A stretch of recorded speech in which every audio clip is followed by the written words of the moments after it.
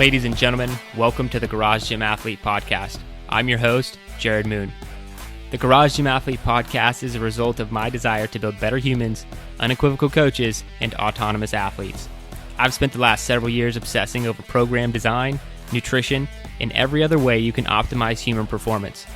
This podcast distills the latest scientific research with what I've learned and blends it with the not-so-scientific field of mental toughness. We are here to build you into a dangerously effective athlete.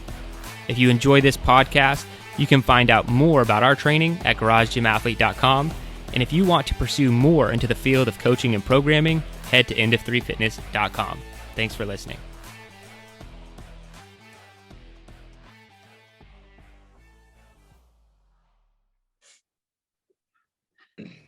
All right, ladies and gentlemen, welcome to the Garage Gym Athlete Podcast. Jerred Moon here with Kyle Schrum, Joe Courtney, and Ashley Hicks. Everyone, how's it going? Hello. Hola. Hey. Getting back to the podcast in 2022. I will let the cat out of the bag. We did pre-record some podcasts because you know what? We like to take some time off around the holidays, but now we're back into it. And today we're going to be talking about protein requirements for master athletes. We're going to be going over, a topic, which is the Daily Over Decades Challenge. We're also going to update you a little bit on that in just a second. And then we'll be going over a workout. But I just want to get an update from everybody.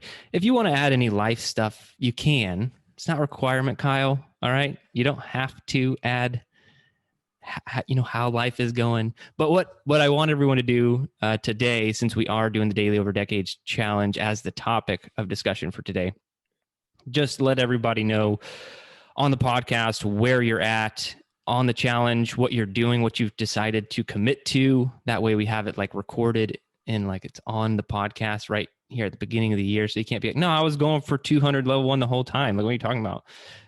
We can know if you actually met your goal or not. And so we're gonna get that out of everybody right now. And if you don't know what the Daily Over Decades Challenge is, you can go to dailyover-decades.com and you can sign up for that challenge. It's never too late. All right, we're only giving the prizes away for the calendar year, but to be honest, you could still do it. I mean, I don't know when the actual cutoff date for starting on the level 1s would be, but level 1 200, you got a lot of time until you could start and still accomplish it. If you're just doing level 1 of the challenge, and same with level 1 of 300. So let's get to it. Ashley, I want to hear it from you first. What have you committed to in the Daily Over Decades Challenge, and how's the first weekish going? Going good. I committed to level 3 of the 200s. So Nice. 200 training sessions, 200 calories each, and 200 minutes for the week. Going good. I'm on day 8. The first week I surpassed what was needed, which was cool to see. The strength track has done me real good, but I've added, I think I talked about it the last time for goals, but I added some zone 2 training conditioning too, which has been fun on kind of more my rest days, which is cool. It makes me really want a bike, like a Concept 2 bike. Running is good, but just for it's just rough on the knees now since I'm approaching master's athlete. Let's talk about that later. But anyways, and then with life, real quick, I got my lab results in, and my thyroid results have been the best they've been in 2 years. So it means my body is responding Awesome. to the medicine. My body is responding to the way I'm training. And so I'm happy to see something out of all the hard work that I've been putting into it. So I have a quick question for you on the challenge. Si, senor. I love what you've picked. So why not the 300 level 3? Why not the hardest version? And the only reason I'm asking you is because I feel like it will be helpful in why you selected it and why maybe other people should select what they should select. So why not go for the absolute hardest version of what we're doing? Like I said before, competitive me really wants to do that. And I think I could probably hit it. but I have to have my training toned down just for how I train. And to be fair, like I only have probably an hour every day to train. So I am just like realistically, like, what can I hit? And it's not really the calories or the amount of sessions, because I've thought about just doing level 1 of 300 sessions. For me, it's the minutes, like, because I do have that like time cap, if you will. So unfortunately, with being a mom and having a kid, he is only entertainable for so long outside with me. But yeah, that's why I chose it. I love that. I just love and we'll get into it more when we get into the topic, but I would much rather everyone pick what they're actually going to do for the year and be realistic about it, as opposed to the other version of how you could approach this challenge is I'm doing 300 level 3. That's what you commit to, but then you just slowly get knocked down throughout the year Yeah. until you finish it. You're like, oh, cool, I did the 200 level 2 just because life got in the way or whatever. And I don't like that as much because you're not actually committing to something. You just kind of fell ass backwards into something, And so I think what you're doing is perfect and it's awesome and it's realistic. And so I want to really stress that to the community when we get into the topic today. So anyway, I guess next would be Joe. What are you? I don't even know. We've kind of talked about it, but we also haven't. So I don't know. I don't know what you're doing. Yeah, I still don't know what I'm doing either. But for the challenge wise, I guess I have. I already knew what going into the year it's going to be a rough year. So I'm only doing 300, but level 1. Only level 1, and that's because like as of right now, just part of a life update as well.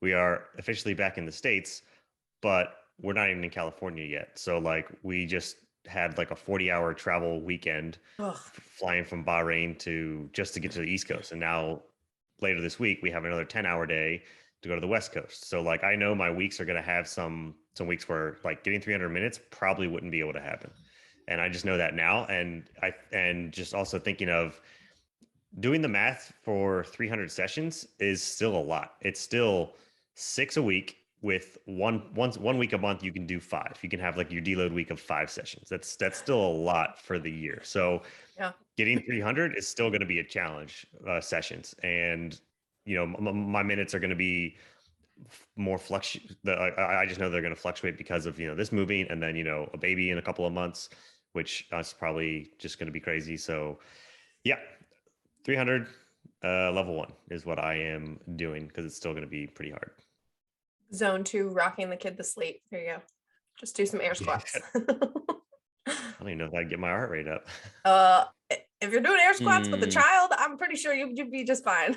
If I hold a baby, my heart rate goes to 120. So that's just that'll be interesting to find us. Yeah, I have like baby PTSD. But all right, Kyle, I guess you're the last one here, man. What are you going for? Exact same as Joe, 300 level 1, and for much the same reasons as Joe. So basically, I just want to be like Joe. That's why I picked it. And I didn't know that's why I picked it because Joe didn't even know that's what he had picked until 5 seconds ago. But no, I'm totally a role model. It's fine. Yeah, turns out I just want to be like Joe. But yes, big things happening for us this year. We are also having another child, another child for us. It's not another child for Joe. This is his first one. But we are also having a child this year. We'll most likely be moving this year.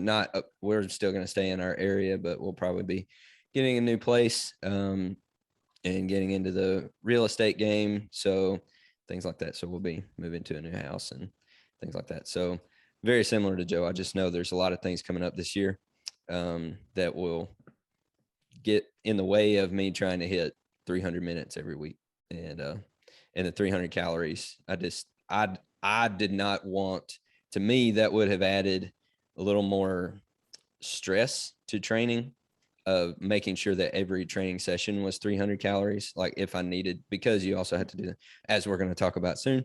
If you're adding minutes or something like that, you still have to make sure you're hitting the 300 calories. And so to me, it was just, I didn't want to. I also knew that I couldn't hit that I wasn't going to be reliably able to hit the 300 minutes.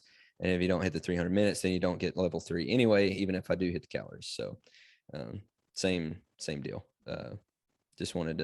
I knew what was coming up and just wanted to make sure but 300 training sessions is still going to be a significant challenge. And so I'm looking forward to that, especially surrounding all of the things that will be happening. So. Yeah. So I'm doing the 300 level 3, and I think it's really hard, and we're going to talk about that. But the very first week of this year, I was traveling. I traveled to California, and it was a ski trip. And the reason I love the challenge is because of what it forces me to do. And I kind of talked about this last time, but it's just like, it brings this level of discipline that I haven't had. I'd probably say over the last 2 years, I've kind of been on that, like I get all the training in, but I would definitely make the decision of like, you know what, I'm good. I don't need to train today. And so I might only get 5 for the week, which is fine. That's plenty. But I do like what it added to, because I went with 2 friends and business partners on this trip. So I had to leave my house at 6 a.m. This is just one of the travel days I'll share. So I left my house at 6 a.m. I didn't train beforehand because I didn't pack all that great the night before. So I didn't really have time to wake up earlier and train. And so I got all my stuff together, left at 6. It's a 3-hour flight to California. I landed, their flight got delayed, and we were supposed to get in at the same time. So now I'm just waiting in the airport for like 2+ hours for my friends to show up. And then they show up. We have to get a rental car, all that other stuff. And then we stop at a grocery store to get groceries because we're staying in an Airbnb. And then we have an hour drive to where we're actually staying. And so all said and done, I get there in the evening. Like it's kind of late, and we're at a higher altitude than I'm used to. And you know what the last thing I wanted to do that day was? Train. It was train. It was train. It get 300 calories specifically in training. Like I would have like maybe like a cool like 20-minute stretch session, something like that. That would have been great for that day. But no, I went to the garage at the Airbnb and I did 300 calories worth of burpees. And those are the decisions I just wasn't making in my life anymore. I was okay with like the stretch session or whatever. And each person needs to hold themselves to their own standard. I say it all the damn time.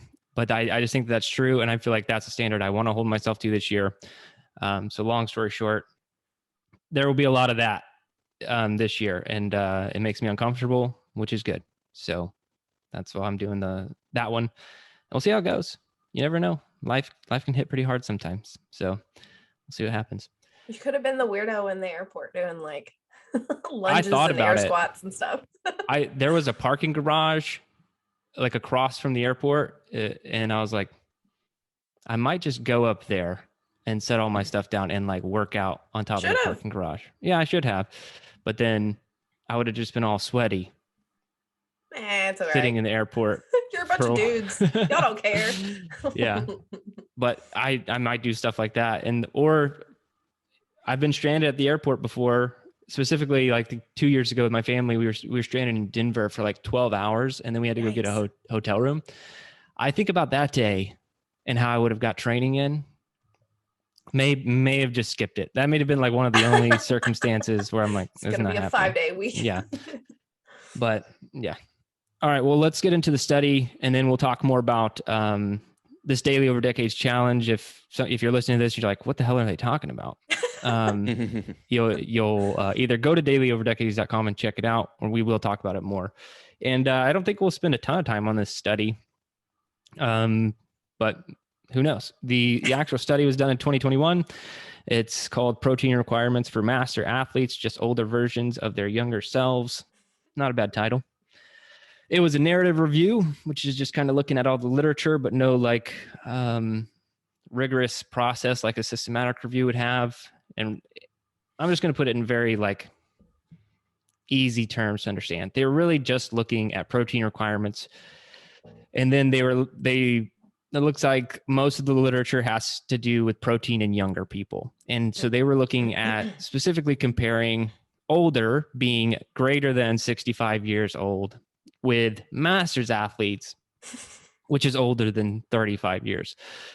So that, I mean, that's a big part of our community, to be honest. Like a large part of our community is in that range. And so I think just talking about protein intake in general terms here will be really helpful. But ultimately the takeaway is not that groundbreaking, but it is interesting. So we can get into it. What were your thoughts on the study? I think it was really cool to have the comparison, and since there's not a whole lot of points, I'm gonna turn my points into like a frame of reference, because we get this a lot with our athletes of like needing for training, like, okay, we need to have scaling standards for masters, we need to have, these nutrition requirements for masters, because there's a lot of masters athletes and they always want, sort of specific guidance toward them because of what they've been through. But this study really helps paint a picture of, well, it depends on you and what in your experience and what you've been through. Because if you've been an athlete for 20 years, then do what everybody else is doing. Do what all the young athletes are doing, because muscle protein synthesis and recovery and protein needs are the same as the younger ones. But if you're getting back into things, if you're kind of newer to weight training and you're a master's athlete and you're not as experienced, then yes, you will need your own sort of recovery guidance, your own sort of scaling guidance, and it's completely individual to you, because we have some masters athletes who do marathons on top of all the strength training and everything that we do, and then we have other ones that 4 days a week is plenty, and the recovery they're still kind of struggling with and trying to get through. So it's another way to just say, like, it's going to depend on you, and if you are and it happens for untrained, or depends on how untrained or trained you are. And like a lot of the studies we do, the untrained people always have kind of the more of asterisk and their own kind of effect to it. So I just wanted to put it out there, and for our athletes listening and all the athletes out there that are masters, and it's like, okay, what's your history like? How long have you been doing this? And then sort of alter your recovery and everything accordingly because of protein needs and all of that. So that's all I'm really gonna get into in the study, because I know these guys will hit up the other ones. Kyle. So something that was interesting to me from the study was this statement. It says that the benefits of chronic endurance training are not only afforded to lifelong athletes as late starting, i.e. greater than 50 years. Master athletes have similar aerobic capacity and muscle quality as those who maintain training from early adulthood. And what that means to me, what I read that as, is it's never too late to get started. It's like, even if you're not getting started until you're 50, like, you can still achieve and maintain a similar aerobic capacity and muscle quality as people who have been training for a long, long time. And so to me, this kind of speaks to both, right? It speaks to people who are already training and have maintained training or will maintain training for a long time. But it also speaks to people who have not been training and are kind of older in their, in years, but they want to start training. It's like, start training, like, do it. You know what I mean? You're going to be fine. But yeah, the biggest takeaway that I found from it was that you don't necessarily need more protein. You just need to find the optimal amount and maintain the optimal amount, especially if you're still training. If you have been training and you're continuing training on into maybe this is offensive, maybe not, into advanced years. I haven't reached masters yet, so I've still got 4 years before I hit the master's age. So I'm going to take my shots now before I get there. Anyway, if you're going to maintain training for years and years, you need to find what that optimal level of protein is, that optimal amount of protein for your body and for your training that you do, and just maintain it. It's not that you need more protein. You need to up the protein a significant amount, because, to combat aging or anything like that. You just need to maintain optimal, which is something that we talk about a lot, of just being optimal. So those are things that I took away, was it's never too late to get started, and just maintain an optimal protein intake for however long you're going to be training. Ashley. Yeah, I wouldn't recommend upping protein. Like, if you're in the older years. As someone who's approaching masters this month, I just said that it seems like if for the untrained older athlete, or not athletes, I don't want to call them athletes, but for the untrained older individuals, that they talked a lot about that you can have anabolic resistance. And it just showed too that if you are training through life, like if you are, doing what we have been doing for just as long as we all have been doing, you'll be fine.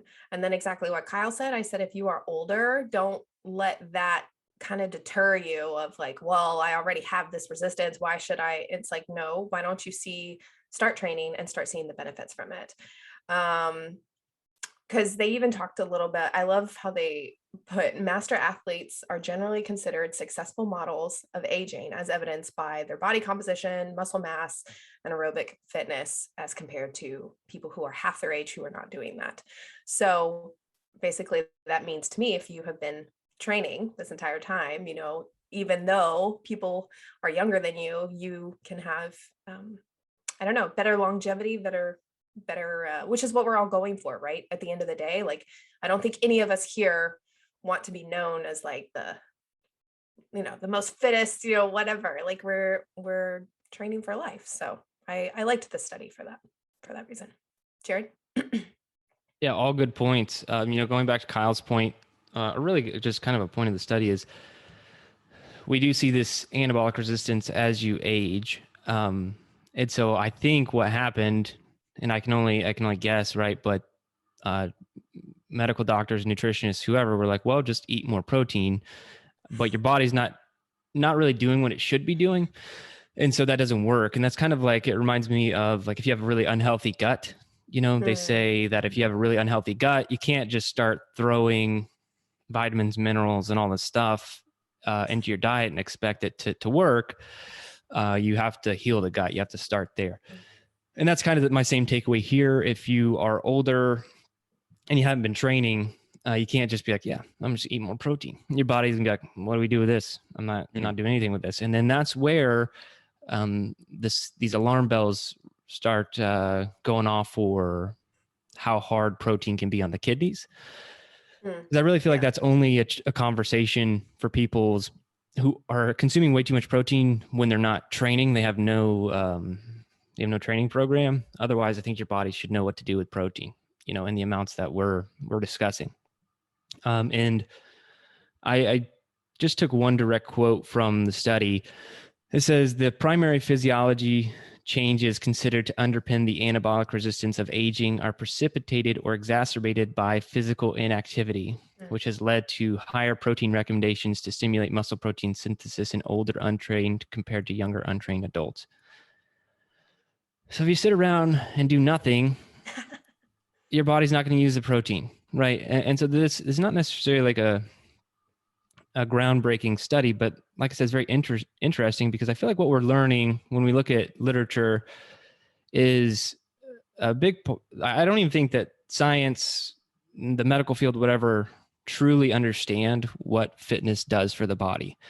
I think because we're in such a unhealthy, obese state, like as a nation, as a world, we're all looking at fitness through the lens of weight loss and how it can really help with weight loss, but that's not, I feel like that's such a small part of what fitness can do for you, such a tiny, tiny part. And so what I look at fitness as actually doing is it just keeps the body operational. It makes the body, be able to do all the things that it's just supposed to do. And maintaining a high level of fitness helps you do that for a longer period of time. And so when we did that episode on zone 2, like how to burn fat, we talked a lot about metabolic syndrome. And metabolic syndrome is decreased ability to oxidize fat. You have a very early transition from fat to carbohydrate oxidation when you do exercise. And there's also increased lactate at the same level of intensity when you have metabolic syndrome. And metabolic syndrome, to be honest, we tend to think of this as like this aggressive disease or syndrome, whatever you want to call it, but it's not. It's happening in a lot of people at very early ages now. And just think about that. Like if you have metabolic syndrome, And let's just say you take any of you and you compare them to someone with metabolic syndrome and exercise, you could do the same exact workout, but the response is completely different. Mhm. Their body's responding in a completely different way. And it's not a good way. It's not a good way. It's actually a bad way. And that's where you become this purely sugar burner. You never oxidize fat. And this is why we've talked about zone 2 as much as we have, because you have to look at mitochondria and its health and function. And the only real way to train that is zone 2. And the only way to do that, low intensity exercise. So I went down this metabolic syndrome path I re-looked at a lot of that literature when we were preparing for this study. And then I also started to look at inflammation, because inflammation in exercise is also it's kind of like a two-pronged thing. Mhm. It's like, exercise can cause inflammation, but it can also reduce inflammation. But then I pulled up a study, and I'm just going to read the conclusion because we're not actually covering the study. It says, in summary, intense, long exercise can lead in general to higher levels of inflammatory mediators and thus might increase the risk of injury and chronic inflammation. So high intensity exercise performed on a daily basis might be bad for you. All right. It could be really bad for you. It can increase inflammation, and I don't want to get into the whole thing. Your body starts to react to exercise like you are in metabolic syndrome, which we deem as a bad thing. Like as a society, we're saying it's not good. It says, in contrast, moderate exercise or vigorous exercise with appropriate resting periods can achieve maximum benefit. So if you're doing good work to rest ratios, inflammation will be reduced. Or if you're doing zone 2, there won't be inflammation. There's more anti-inflammatory parts to your training. And so these are just all things that you need to start thinking about, but we don't need to get into all the science for the takeaway, which goes back to my original statement, is fitness keeps the body operational. And I think that's all that anyone needs to take away from this entire study is you need to train, and you need to always be training. And that's it. And if you are in that camp, then your protein recommendations are going to be fine. You don't need to start eating these excessive amounts of protein to try and make up for something when you get older. Now, two things we also know: when you get older, you do start to lose muscle mass, and your VO2 max starts to decrease slowly. It's a slow, per decade thing. It's nothing like, oh crap, I'm 35. There goes 20% of my VO2 max and muscle mass. It's not like that. It's very slow. But if you don't do things to counteract that with training, I think it's very important after age of 40 to make sure that weightlifting makes its way into your, weekly routine. And it doesn't matter who you are. I don't care if you love running. Cool. Do some squats too. Let's get it all in there. So a well-rounded training program, and the one at Garage Gym Athletes, the best, will help you just take care of all of these things. And it's just funny. The more we dive into this stuff and more we learn and how important all of it is, I've said it over and over again. I just don't believe this whole just do something, you'll be fine. It's no. I wish it were that true, but we push ourselves to do these ridiculous things that just aren't natural. I feel that way about supplements. It's where else in the world am I going to get a dose of 9 grams of leucine? If you eat 6 steaks, you'll get, and it's well, I don't feel like that's normal. I don't feel like the bodies should do that. Right. And same with training. It's where in average life, if we didn't invent fitness, it's just made up work that we decided to do, right? That's fitness. Where would you be in zone 4 or 5 for 40 minutes per day, every day of the week? Out in the jungle running away from a lion? You don't have 40 minutes to run away from a lion. You have 3 minutes. You either made it or you didn't. That's it. And then that's about what your body can handle. It can't handle the what we're forcing our bodies to do. And so I've just been looking through everything as that lens lately. And so just keep training, do the correct, proper amounts of training, the right dose, and your body will maintain its operational status for as long as you are able to put in the work daily over decades, right? So I'll jump. I'm just tying everything together. It's just I was all speaking of training for life. Well, I want to get into killing comfort. If everyone prepared, we get to this, we basically said, if you have been training, keep training. You just need the standard amount of protein that you could spread out 4 to 5 meals a day. I think it was like 1.6 to 2.2 grams per kilogram was the recommended amount. Correct me if I'm wrong there, but I think that was it. And so I don't think we actually said the amount. So there's that. If you are older and getting into it, here's the takeaway. So you're like, well, I'm 50, I'm 47, whatever. I'm getting into this stuff. Well, okay, start working out almost every day and then don't stop. That's it. Like, I can't help you any further than that. And then your body will correct itself to being able to utilize the protein how it should. Because right now, yeah, you're right. Maybe it's not. Maybe you're not in this optimal camp. That's fine. But you can get there, and there's only one way to do it. And that's through doing the hard shit that no one wants to do. And so you have to do it. So killing comfort for me is just do it daily over decades. Do what you're supposed to do. Anyone else? My I killing would comfort. say, go ahead, Ashley. That's what I was going to say.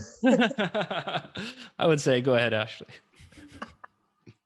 My killing comfort would be for our athletes that are within like the master's qualification. I'm going to kind of like piggyback off of what Joe said. Like, don't focus so much on the, like, what are the standards? What are, it needs to be lowered. It would be, are you training at the best of your ability at right now? Like, stop comparing like what everybody else is doing for numbers and what you did as a younger, like, just get after it and get after your training sessions. Okay, Kyle, sorry. All right. Well, the killing comfort that I wrote down was build habits now that carry on into the future. And that's something that we Ooh, I like that. do when we talked about, like bumper sticker. Here it is on a bumper sticker, Joe. I'm gonna start saying that on every podcast. Oh man. Oh yeah, Flashback. bring it back. Triggered.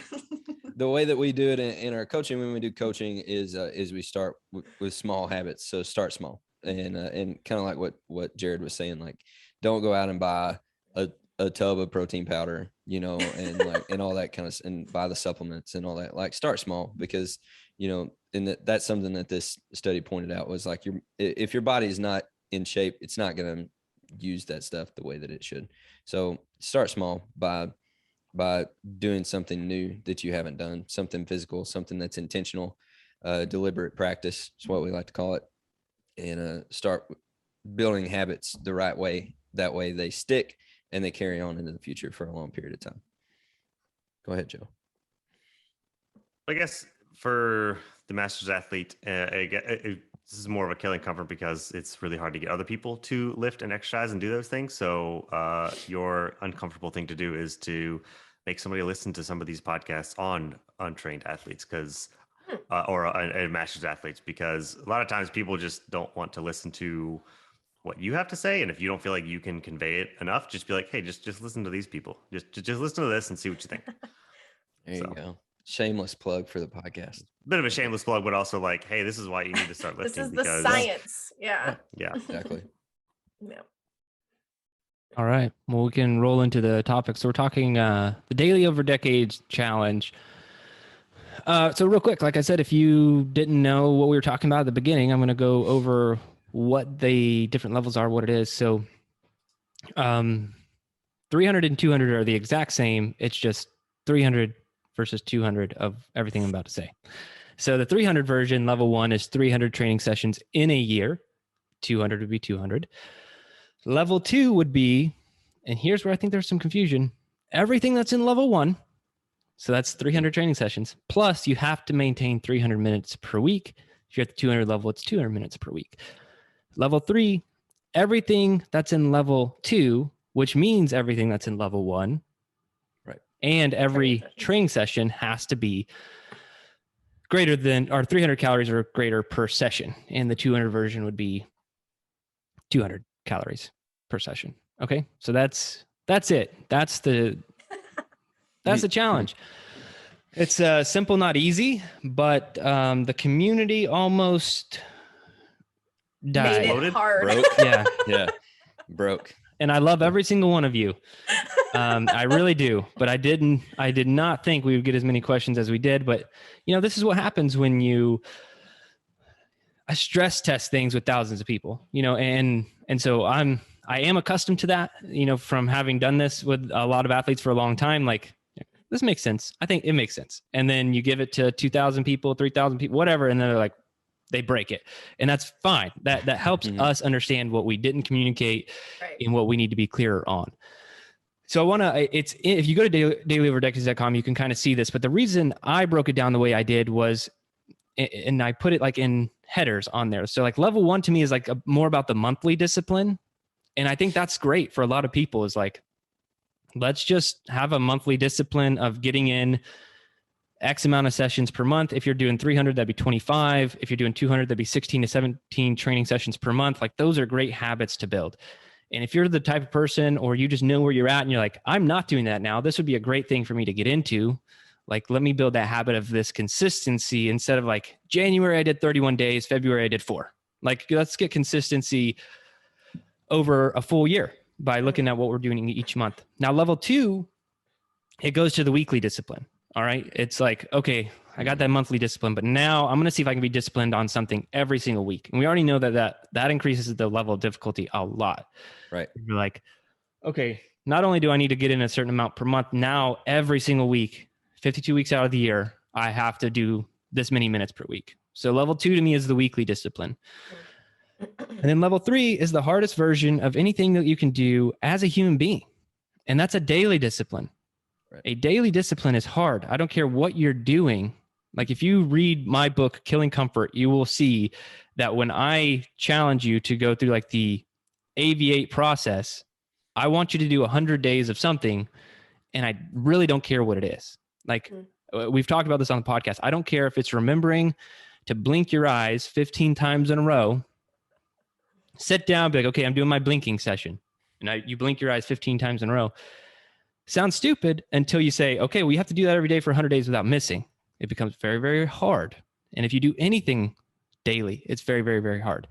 Right. So that's why the third and final level of 300 calories per training session, every time you step to train needs to be 300 calories or 200 calories, is so freaking hard. And a lot of people, I feel like they wanted this to just kind of fit like what they're already doing. And that's not what I want. Like, I don't want to just be like, yeah, I want this challenge to perfectly fit in your life so you can rearrange it however the hell you want and say you did it. That's not a challenge. Right. That's just like, that's like checking a box of something you already did and you were able to do things that made it. Yeah. Okay. I did it. That's not what this is. This is hard. Very, very hard. Special level 3 is incredibly hard. And so we've got a lot of like, what about this asterisk here? What if I did that? And so we're going to kind of go over some of those things today. But that final level is insanely hard. And so, and for me too, like, I'm building a new habit this year. Like, I've been working out consistently for a very long time, and all of these different levels and everything that we're doing, it's new for me. It's uncomfortable. I'm building habits. I'm actually challenged, right? I'm not just be like, for Marco, he's not challenged. Marco's like, I got he's this. on year 4 of this. This has been his life. But for me, and I've talked about, the hardest one for me is probably minutes. Like, if I were to look back at I do average 5 to 6 per week pretty consistently. 300 calories, also not a super difficult thing for me to do. That'd be kind of rare for me to walk away from a training session without it being 300 calories. But minutes, if I were to look at minutes last year, I guarantee I probably didn't hit 300 minutes per week, because there'd be times where I worked out. I did 5 50-minute training sessions. Boom, done. Like, 1 week of that and I'm done, right? I guarantee there was a week like that. And so this gets very difficult very fast. But I'm just going to throw it to each one of you. Joe, you can go first if you want, but like, what is a question you've seen in the community that you think that we should address? Like, big one, little one, anything you've seen asked frequently, where we can address the challenge here. So one of the main ones that comes off the mind first is, it comes down to calories. That was a huge issue with calories, and that is people who people who have to break up their training sessions, whether it's an AM and PM, like because of schedule wise, like, hey, I do strength in the morning, but then I like my conditioning in the evening, or people that are on call and might get called away during the middle of a training session, and then they have to come back, 6 hours later, however many hours later, and like, how do the calories work there? That's definitely one of the questions. Or even people who can't even like burn the calories in the training session, like how that would work, what they can adding more sessions on top of that. And my response might be maybe you don't do the calorie portion because it's just not fitting with your lifestyle. I know the calories can fit if you can string together multiple sessions, but if you have to break up your workouts, or if you have a really hard time burning the calories, or if, say, you don't even want to have a wearable, trackable, a good heart rate monitor, any of those things, just don't do the calorie portion. There's nothing that says you have to do the calorie portion every day, right? Because if it's going to create much more mass confusion or difficulty in tracking or anything, because honestly, you can track level 1 and 2 on like a piece of paper, but level 3, you need a wearable, you need more of data, you need all those things. And that's like it's a big step up. And if that's a lot of time, that's a lot of the questions that are coming to be about is the calorie ones. And then I'll just say this one because I've been commented on the most, is about how minutes work. If the minutes, you need to make up minutes. Unless Ashley wanted to take that one, because don't take them all. There aren't a ton of these questions. Yeah, I was like, so segue, Ashley. Speaking of minutes. Thank you very much. Minutes are the only thing. I'm gonna preface this. Minutes are the only thing that you can add.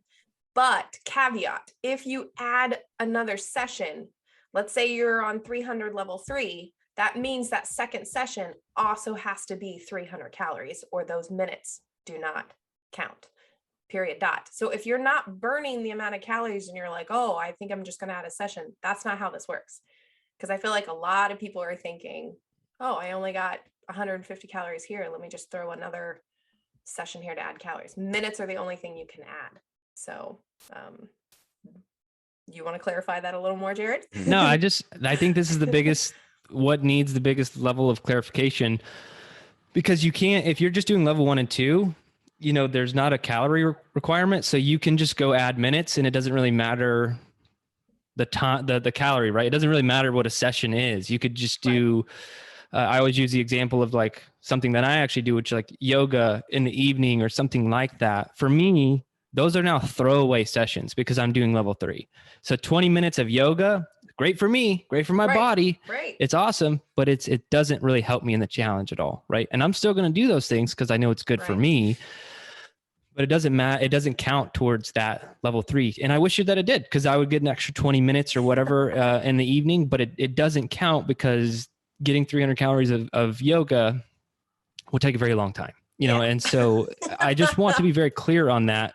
Because I feel like we maybe even cause some confusion by answering it in different ways in the Facebook group. But just to be clear, every time you go to train, if you're at level 3, click on your watch. Like Joe said, you basically have to have a smartwatch if you're doing level 3 or some way to calculate it. It's got to be a 300 calorie session. And so if you wanted to go on a 15-minute run, so you already got your morning workout in, you went on a 15-minute run that evening and you're trying to do level 3, and you burned 200 calories, that's great. Like, that's awesome. But it counts for nothing. Okay. It counts for nothing on the level 3. It counts for level 2, counts for level 1, but it doesn't count for anything on level 3 because you can't count those calories. It's not a training session. You didn't enough. You can't count those minutes because it wasn't a 300 calorie session. So the real takeaway, if you're going for that level 3, is you should have kept running. Like, just keep running a little bit. But wear a vest next time. Another thing that I'm really looking forward to this challenge doing is developing good habits, because I've seen every challenge you can think of out there in the fitness industry, all these different things, and I don't think a lot of them are healthy. And that's why this was kind of crafted in the way it was, because I didn't want there to be this obsessive nature that made you become a 2 or 3 workout a day person, which I don't think is good for you. And I didn't make it 600 calories, 800 calories. I didn't do anything like we made it very reasonable to where the only real difficulty in getting this done is the consistency factor. Mm-hmm. I don't like, my dad is doing this challenge. He's doing the 200 level 3. I think he committed to. He walks for fitness. Okay. And he's doing it. Like, he's maintaining it all. And so I don't really care what you're doing. And really the only hard part here is that consistency level. And so being real clear on those minutes, when they count, when they don't. Did we all see that Jerred created a challenge when 4 of us are moving this year. Yeah, I Jerred's- got super like settled, and now He's like, let's do this challenge. hey, I've moved a lot. I still get workouts in. I don't know if it was office built and my separate gym and all these. Sorry, I'm ready for the just hardest picking on challenge of all you. time. I also do have like a lot of trips, a lot of travel this year, more than I have in the last couple of years. So that's going to be that's what's going to be hard for me. And it's going to make it suck a little bit because I can see myself doing some burpees like at a rest stop. Be like, sorry, kids, like go play. Like I got to get this done. We're like in a random Please state. Or have something. Emily film that so we can just laugh. Yeah, it's going to be hard. But all right, Kyle, you have any clarification or something you want to add to things that we've discussed? I have several things I could say, but I won't say all of them. Say your most important one. My most important one. I loved your They're overall point. Do your overall all point. important. Can you put in the chat what my overall point was? I don't remember which one it was. I think what Ashley is trying to get me to say is that it's called a challenge, which means it's not supposed to be easy. And you know, I get that there were a lot of questions about it, and like Jerred said, there were things that we needed to clarify and those types of things. But I also think sometimes, and this is something that I do as well when I start looking at challenges or things that I want to try to do. So it's kind of a natural human thing to do, but at the same time, it's not great to do. When you start coming up with hypothetical situations, right? You start coming up with, well, what if this happens? Well, what if, you know, all that. And we kind of already touched on it, but it's like, it's a challenge, you know what I mean? And it's going to be uncomfortable. And what that is it's actually your brain and your comfort coming in and saying, hey, we don't like this, so let's come up with some reasons why this isn't going to work, or maybe how we can make this a little bit easier. But it's a challenge, and so it's supposed to be difficult.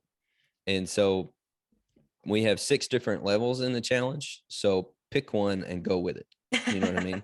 Like, we have 6 different levels. Look at the ones that you think are feasible for you and pick one and go do it.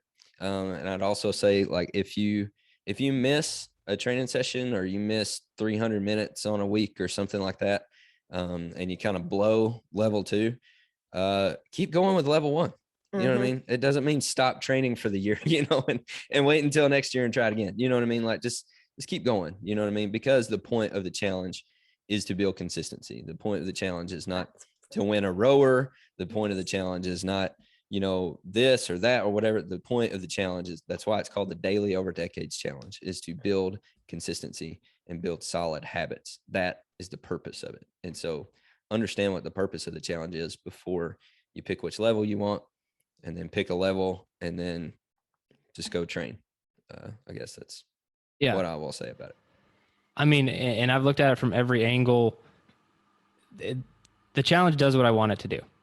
And it's as hard as I want it to be, because it does not reward. It actually fries the procrastinator, because there's no averaging out. There's no making up. And so I think if you get away from those things, the only thing that you can do at that point is be incredibly consistent. Like I said, that's the hardest thing to do as a human being with anything, let alone fitness 6 days a week. You know, like it's insanely challenging to do that top level. And so consistency, like I was saying, is the only way to win here. And every time you go a level deeper, it's a different level of consistency. And also level 1 is incredibly hard. That's all I did for that was my goal a couple years ago. And I did it a couple years in a row, but was like, just get 300 training sessions. And I started to come up with this challenge because that was like too easy for me. It was like, yeah, I'm going to get that done. It was these are kind of goals I don't like. Since we're at the beginning of the year, we can talk about it. But like, I see people do this sometimes, like high achievers. They write down a goal that they already do and that they could achieve. They're like, I'm going to read 10 books this year. And it's like, don't you read like 25 books every year? It's like, yeah, but that's my goal. And it's like, either make it a hard goal or just don't even worry about it. If it's just something you do in life already, like screw it. Like, what's the point of like writing it down, making it a goal? Like, make it challenging. And this is growth, challenging. Yeah. It's about growing, not just checking off something you already are going to do. Like that's really, that's dumb goal setting in my opinion. And it's just vanity. It's just like, look what I do every year, 'cause I'm awesome. It's like, well, maybe try and do something like that's hard for you to do and see what happens. I'm trying to think if there are any other questions that come up. One, no, you don't have to wear a smartwatch unless you are that level 3. It's just going to be the easiest way. You still don't have to. You can go look at the best way to do this would be to go look at like MET's calculation for calorie burn. And so when you're tracking that, you have to go Google that. But there are metabolic equivalents for different things if you don't have a tracker, and it gives you a lot of different levels. It'll be like, this is playing soccer for an hour. This is walking. Like they give you, and that's 1 MET, 2 METs, like all the way up. And then you calculate that based off of age and I think that's about all you need, something else maybe. And then it'll give you an estimated calories burn. Like I'm okay with that version. If you're okay sitting and doing that math every time you do a training session because you really want level 3, that's fine. But you don't have to have a watch or wearable to do this. A lot of, another big thing I wanted to avoid, I think I've made pretty clear. There also is no like counting something that was not a training session because you burned a lot of calories doing it. It's just mowed my lawn and burned 300 calories. Because I lived that life. All right. Like I every day my kids come home from school, and first thing that we're going to do today when they get home is we're going to play basketball, and we'll probably play basketball for an hour because William's doing basketball right now. If I were to turn on my watch for that, I guarantee 300 calories, guarantee it. Easy. It's an hour of activity. The heart rate's pretty high. Like, and same with Graham. When we get back to soccer season, we'll play soccer in the backyard for an hour. That's probably like 800 calories. No lie. I'm not tracking any of that. I don't care. That's playing with my kids. Right. Could that be my quote unquote training session for the day? No. That's my standard though. You can have your own standard, right? As what counts as a training session. For me, that's not a training session because I would have done that anyway. Like I'm just going to do it. Right. And so what am I training for and doing that? It's nothing, right? I'm just having fun with my kids and teaching them how to be, better humans by trying to throw that as a thing into their life, as opposed to like, hey, come work out. It's like when you get home, you do some physical activity, and that's my secret motive behind what we're doing with them. But it doesn't count. Okay. Like I said, I live that life. I will do hours of yard work at some point this spring, like getting everything ready and whatever. Like I'll lift bags of mulch and all that crap, everything everyone else is going to be doing. Right. No, I'm not clicking on my watch and pretending like that was a training session. Yeah. Like it's not happening. A training session for me is like, when I'm traveling, I go into the garage, separate myself from everyone else and do something like burpees for 20 minutes, or I go into my garage at home. I lift a barbell, I lift a kettlebell, I do something, because all these slippery slopes, like Kyle said, this is what happens when we get into these challenges is we start looking angles and ways that we can beat it. One, I feel like this one's set up in a pretty hard way. And then after that, it really comes down to what kind of standard you want to hold yourself to. And so I know what standard I'm holding myself to and what I will and will not count. But hey, if you're cool with the yard work thing, that's fine. Just really like do some self-examination if that's okay with you. Like, okay, that's all I have to say. Were there any other questions or clarifications that you guys could think of for this challenge that people need to hear? I just think one thing that kind of popped in my head, I didn't see any of it in the Facebook group or anything like that, but just specifically, just kind of made me seeing as many questions as we did have. There wasn't one specifically related to this, but just seeing the amount of questions we had kind of made me think about this. When we were doing coaching for the Concurrent Training Elite, we had some people who were doing macros and stuff like that, trying to count, various, some were doing full macros, some were just counting protein or just, focusing on whatever. But there came a point for a couple of them where the counting became like a psychological issue. Like it was like, it became something that wasn't good for them. Right. Like they were kind of stressing about it a little too much. And so I said, we're done. Right. We're done coaching. Right. We're done counting macros. Right. Like we're not going to do that because that's not the point of counting macros, right? And so I want to say that as well for this. If trying to stick to the rules of the challenge or trying to figure things out for the challenge and make sure that you're hitting all the parameters and all that kind of stuff, if that starts causing you some kind of stress or some kind of anxiety or something like that, quit the challenge and just train. You know what I mean? Just stick with don't leave the programming, right? Don't stop training, all that kind of stuff. But like the challenge is not required for everybody who's in Garage Gym Athlete. You know what I mean? Just because you're in the programming doesn't mean you have to be doing some level of the challenge. Like this is for the people who want to do the challenge. If you don't want to do the challenge, don't do it. Like that's fine. But as you're doing the challenge, if it starts like causing anxiety or stress or something like that in you, and you start becoming a worse person, just stop the challenge or like move to a different level, like a lower level or something like level that. 1. And like don't, because that's not the point, right? That's not the purpose. And that's not worth it. We're here to build better humans, not worse. And so if sticking to the rules or trying to do those types of things start causing some kind of anxiety, just don't go there. You know what I mean? Just walk away from that and train. I think a lot of the fear comes from when we check whoever wins at the end of the year, they don't want us to like check a week or two and find out like, oh, what I was doing didn't count. No one wants that, but we're also very lenient here because and this is the last thing before we can get to the workout, but there are a lot of like, what about this? Does this count? All that stuff. And one of them was like, what if I'm sick? I talked about this on the Facebook Live I did. What if I get sick? What if I get COVID? What if I get whatever, flu?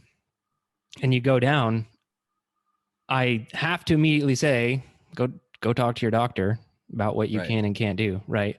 And if a doctor says you can't walk, you need to stay in your bed and not move for a week. Okay. Like that happened. I'm sorry, but you're no longer doing level 3 or level 2 at that point. I'm not giving a pass because you were sick. You just you have to go down to level 1. You have to go for training sessions.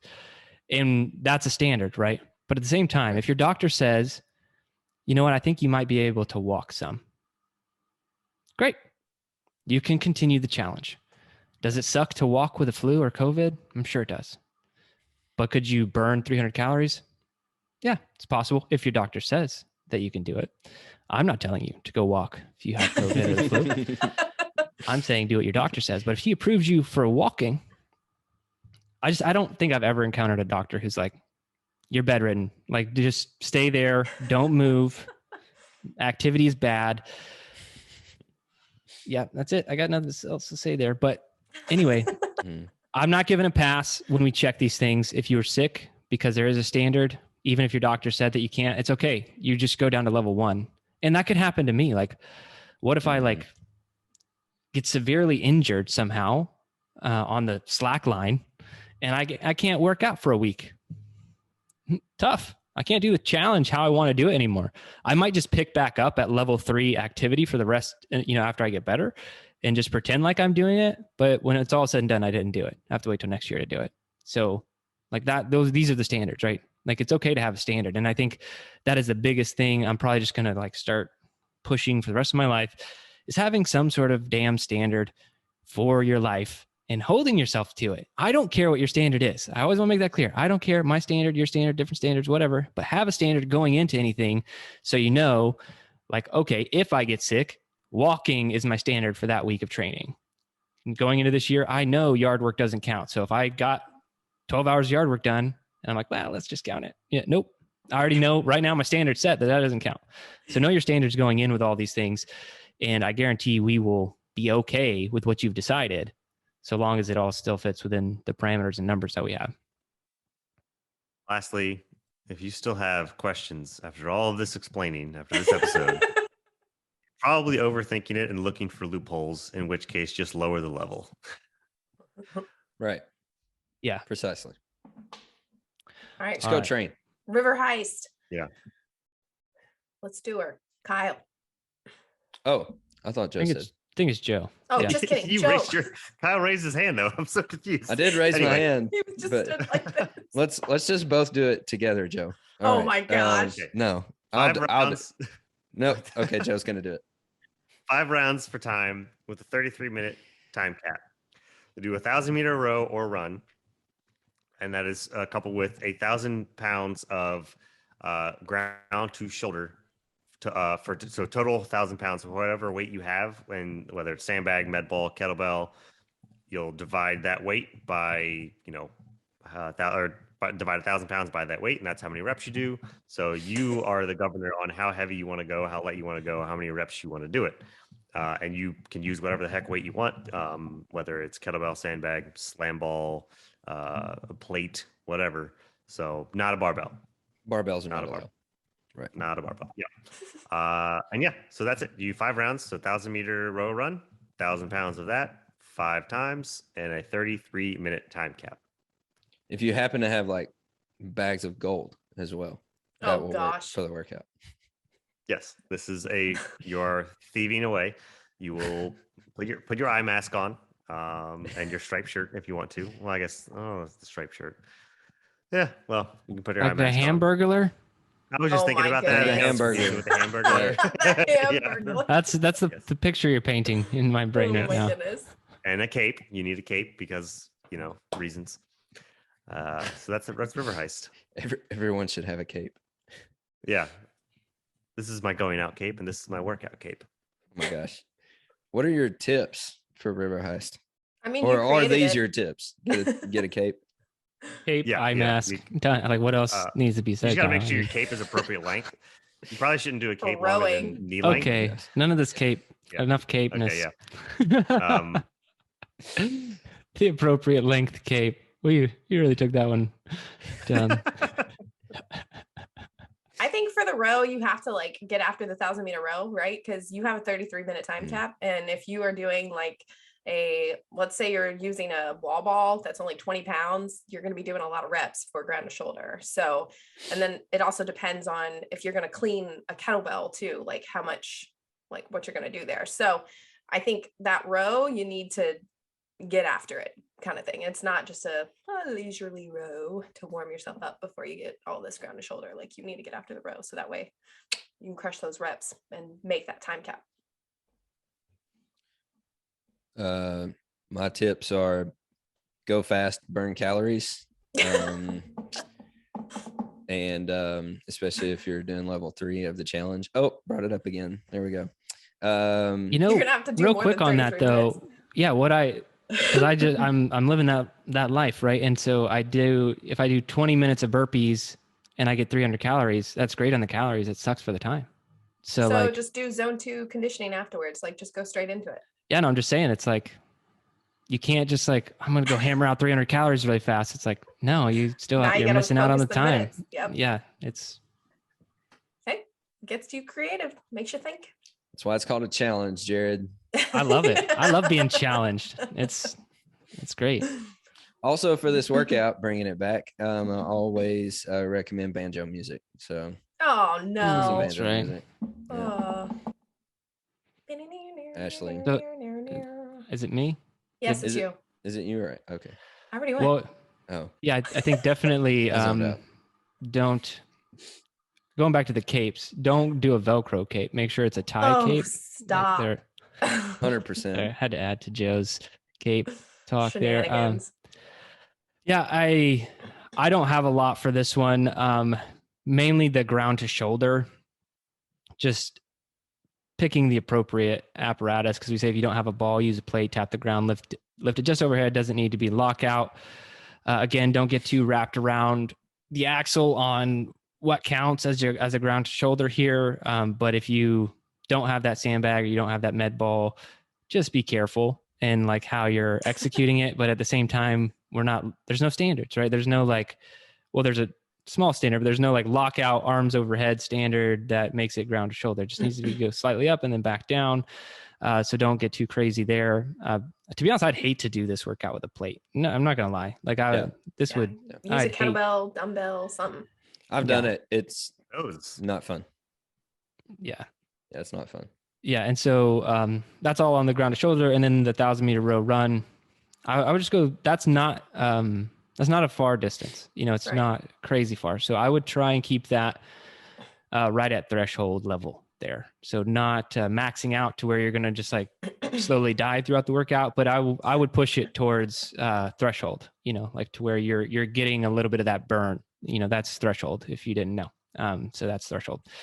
Get to the burn, and that's where you should stop. Like, don't go past the burn, slight burn. That's right where we want you at the 1,000-meter row. But that's all I have. Anybody have anything else? You guys want to talk about the challenge some more? No. Okay. I'm sure we will. At some point. No. I'm out. But That's my line. That's all we have, ladies and gentlemen. If you do want to sign up for that challenge, you can go to dailyooverdecades.com. It's just going to redirect you to a different part of Garage Gym Athlete, and you can sign up. What's cool is if you sign up now, if you've already signed up, you've been sent this. But if you do sign up, we send you kind of like a course inside of our members area. It's called a course, but you're just getting access to all these resources the community has submitted. We have like different spreadsheets, Excel files, Google Sheets, and to be honest, probably more coming. This is going to be a year-long challenge.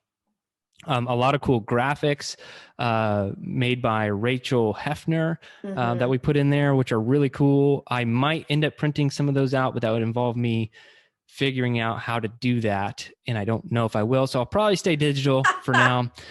And then some videos, like I put a Q&A video in there. Joe and Marco did a video that I put in there. I have another video that I put in there. So just all your questions, everything's answered. We're going to be putting more and more resources in there. And then if you're in the Facebook group, we're doing monthly check-ins. And I really want this for people, whether you're following our programming or not. I just really feel like this could be a life-changing challenge for a lot of people, but also probably the hardest thing that you'll ever do in your entire life if you're not already consistent in fitness. Committing to something like January's fun, like it's great, but February's harder. June is a different story. In November, you're just thinking about the next time you're going to try it because you failed. Like don't do that. Just get it done. Like it's going to be hard, but you know that going in. But that's it for all of our athletes who are taking part in it. Awesome. We love you guys. Thank you so much for being a part of the training and the community. You're really making it awesome. We kind of give you a hard time about asking all these questions, but man, to have a community asking all these clarifying questions about this craziest study, like we're lucky, right? We're lucky that you're even interested, and we didn't post this ridiculous challenge and get crickets. We have hundreds, if not thousands of people now signed up for the challenge. And that's just exciting to me. So if you're part of the community, we really do appreciate it. If you want to be a part of it, go to garagegymathlete.com, sign up for a free trial. We'd love to have you. But that's it for this one, guys. And remember, if you don't kill comfort, comfort will kill you. To the Garage Gym Athlete podcast. If you want to learn more, go to garagegymathlete.com. You can learn about our training. Let us send you a copy of our book, The Garage Gym Athlete, or you can even get featured on the Garage Gym Athlete podcast. Thanks for listening.